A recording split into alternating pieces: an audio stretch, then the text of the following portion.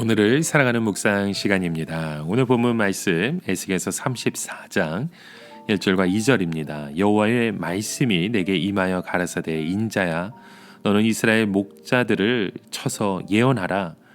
그들 곧 목자들에게 예언하여 이르기를 주 여호와의 말씀에 자기만 먹이는 이스라엘 목자들은 화 있을진저 목자들이 양의 무리를 먹이는 것이 마땅치 아니하냐.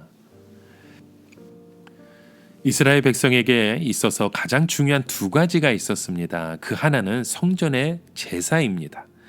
이 성전의 제사라고 하는 것은 우리가 하나님 앞에서 죄 용서받는 것인데요. 살아있는 제사, 그 하나님의 진노를 축복으로 바꾸는 능력이 그곳에 있었던 것입니다. 이스라엘은 장군보다 더 중요한 사람이 바로 그런 제사장이었습니다. 그러게 오늘 우리에게 가장 중요한 것은 바로 눈물이 있고 감격이 있는 그 예배의 자리일 것입니다. 이 뜨거운 예배를 통해 우리는 모두 죄와 심판을 하나님의 은혜와 축복으로 바꾸게 되는 것입니다. 그리고 또 하나는 하나님의 말씀을 듣는 것입니다. 하나님의 말씀은 우리로 하여금 모든 시험과 위기를 이기고 축복의 미래를 향하여 나갈 수 있게 합니다. 바로 이 예배와 말씀 그 두 가지는 우리에게 있어서 영원한 보석이고 우리의 생명과 같은 것입니다.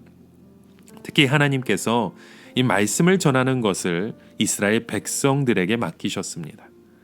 그러나 이스라엘 백성들 중에는 이 말씀의 가치를 아는 자들이 있는가 하면 그렇지 않은 사람들도 많이 있음을 봅니다. 하나님께서 하나님의 가장 소중한 보석을 이스라엘 백성에게 주시고 특히 이스라엘 지도자들에게 주셨음을 우리는 보죠.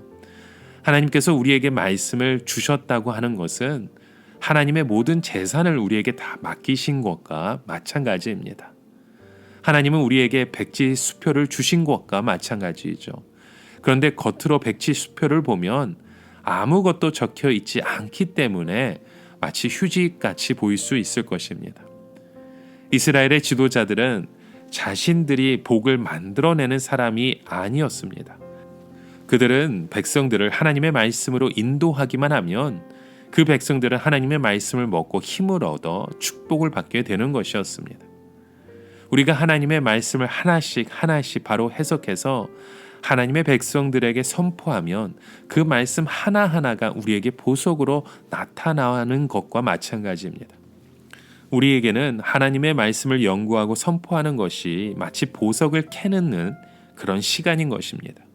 그 결과 우리는 하나님의 가장 귀중한 은혜와 능력을 공급받게 되는 것입니다.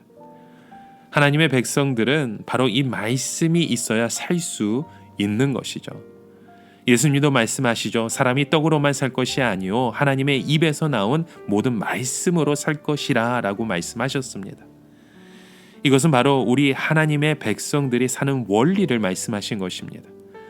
우리는 하나님의 말씀으로 능력을 받고 말씀으로 힘을 얻고 말씀으로 성령 충만함을 받게 됩니다.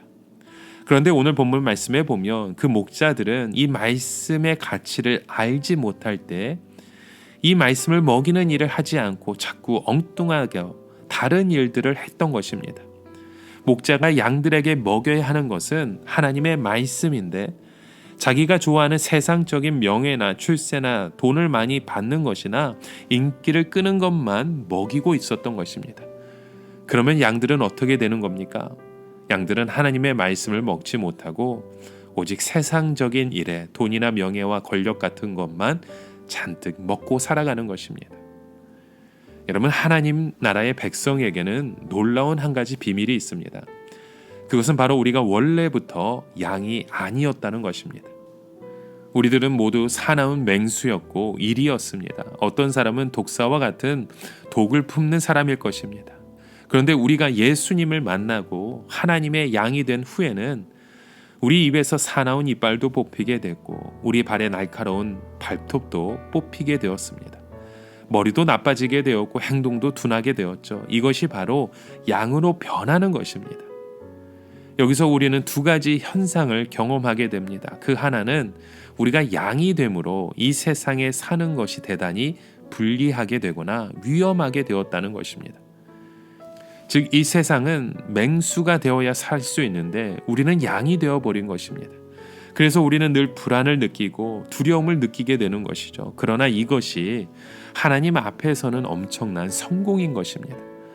하나님께서는 이 세상에서 진심으로 바라는 것은 머리가 비상하게 돌아가고 순발력이 있고 권모술수에 뛰어난 맹수들이 아닙니다.